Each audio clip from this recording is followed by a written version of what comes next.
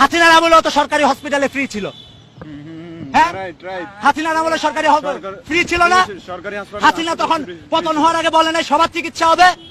যারা আহত হয়েছে আপনারা প্রশ্ন করছেন 100 কোটি টাকা, আমি তার আগে প্রশ্ন করতে চাই 100 কোটি টাকার আগে চিকিৎসা করেছিল? আপনি আমাকে প্রশ্নের উত্তর দেন ভাই। 100 কোটি টাকার যে আলাপ করছেন, হ্যাঁ, এখন পর্যন্ত ছেলেটার চোখ দিয়ে কেন পুষ বের হয়? ছেলে থেকে কেন 2,500 টাকা দিয়ে ধার করে সে চিকিৎসার জন্য ঢাকায় আসতে হয়? তার ভাত কিনছে, প্রথমে চাল কিনছে।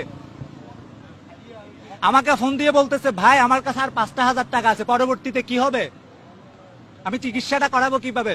ভাই আমি আমার যখন অপারেশনের টাকা শুনে আমি অপারেশন করি নাই ভাই, চলে আসছি হসপিটাল থেকে। ওই ছেলেগুলার কে খবর নিছে, কারা নিছে?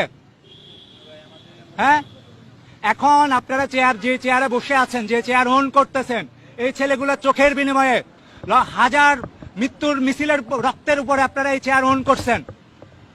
পা চলে গেছে, ওই পায়ের বিনিময়ে আপনি চেয়ার ওন করছেন, হাতের বিনিময়ে চেয়ার ওন করছেন।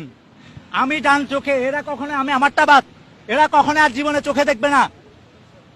হ্যাঁ, এক চোখ চলে গেছে, চোখে দেখবো না সেটা বড় কথা নয়, চোখের এখন অবধি অপারেশন করার পরে 8টা গুলি কিভাবে থাকে, কেন অপারেশন এখন পর্যন্ত চিকিৎসার যে বেহাল অবস্থা, আমাদের স্বাস্থ্যের অবস্থা তো ভঙ্গুর আপনারা জানেন।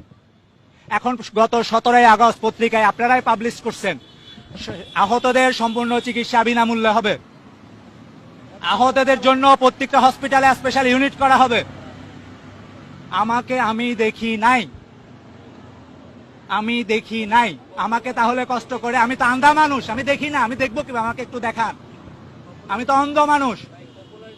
এখন তো ফ্রি বলে জাতি এই যুদ্ধাহতদের সাথে তামাশা করছে, ফ্রি শব্দটা বলে। লজ্জা করে না ভাই? ফ্রি, এই মুক্তিযোদ্ধাদের সাথে আপনারা ফ্রি বলতেছেন, লজ্জা শরম থাকা উচিত।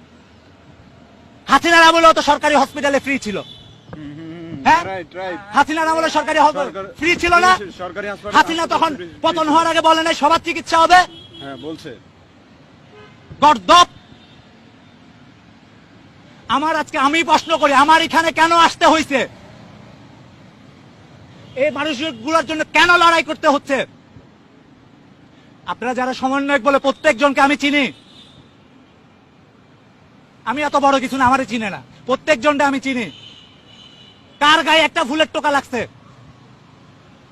কার গায়ে একটা ফুলের টোকা লাগছে? তোমরা কোথায় ছিলা? পুরো ঢাকা ইউনিভার্সিটি শুরু থেকে আমি ছিলাম তো আন্দোলনে। হ্যাঁ, আমাকে ডাক্তার অনেক কিছু অ্যাডভাইস করছে, আমি ডাক্তারকে বলছি আমি পারবো না।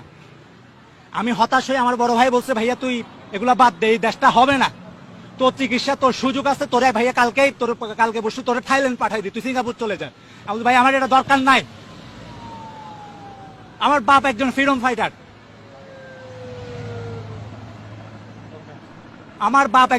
ফাইটার, মুক্তিযোদ্ধা, আমার বাপের সেই ইয়েতে আমরা ইয়া করতে আসছি।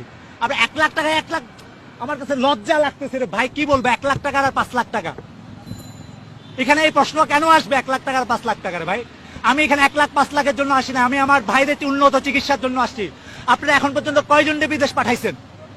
কয়জন বিদেশ থেকে ডাক্তার আনছেন? হাজার হাজার ছেলে গুলিবিদ্ধ, একটা এনআইইউ দিয়ে হবে? 5 জন ডাক্তার দিয়ে হবে? ঠিক আছে, আমাদের কর্মসূচির নাম হচ্ছে মিট দ্য ডক্টর ইউনুস। হ্যাঁ, আমরা ওনার সাথে দেখা না করে আমরা এখান থেকে সরবো না।